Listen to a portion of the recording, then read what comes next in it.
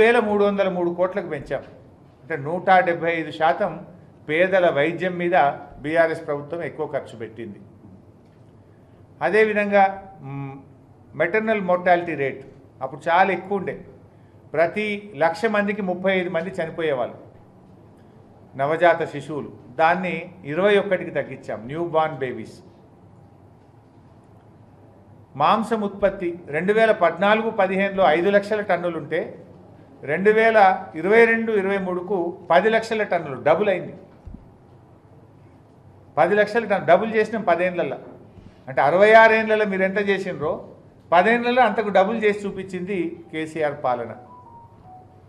రోడ్ల పొడవు 2014-15లో 92,000 కిలోమీటర్లు ఉంటే 2023-24 నాటికి 1,40,000 కిలోమీటర్లకు పెరిగింది.